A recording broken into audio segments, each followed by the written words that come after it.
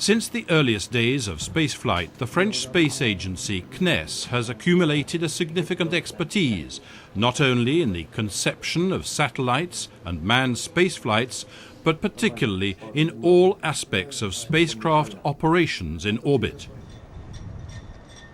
The creation of the ATV Control Centre was decided in 1998 and installed in 2002 at the CNES Technical Centre in Toulouse. It has the responsibility of conducting, on behalf of the European Space Agency, the coordination of all in-flight phases of the automated transfer vehicle. The Toulouse Centre coordinates all the control facilities involved in an ATV mission.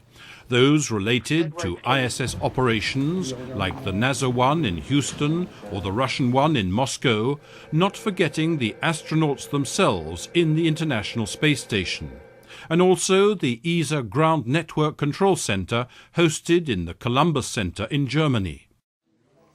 The inaugural flight of the ATV in 2008 required 2 demonstration days to validate the vehicle's automatic rendezvous and docking technology and its collision avoidance manoeuvres. A Jules Verne mission patch prominently displayed today in Houston testifies to that first mission's success. Okay, it's anecdotal, but it proves that the ATV is now truly part of the Houston Centre, but moreover that it's entered into this restricted sphere of manned spaceflight activities. For each mission, the ATVCC draws up with its partners the mission timeline and the complex procedures and validates all the required control systems. After launch and release of the spacecraft, it tracks every phase of the flight, including the rendezvous and docking with the ISS.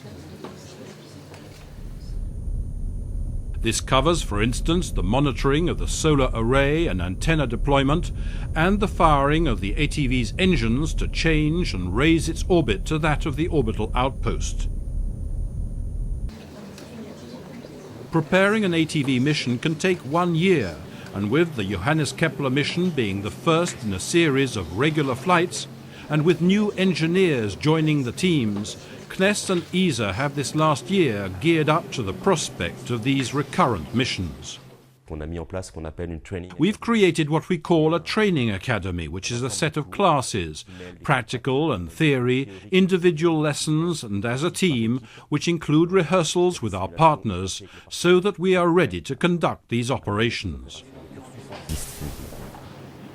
Come the day, the engineers at each console can react instinctively to any incident, in harmony with their colleagues, and totally calm however difficult a situation may be.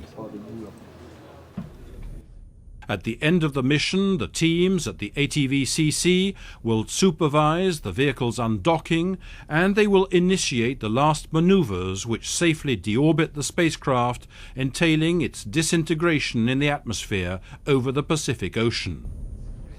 Even if numerous safety measures have been built in, there is still tension in the control rooms for each phase of the flight. It will never become a routine job, particularly as human lives, that of the ISS crew, is involved.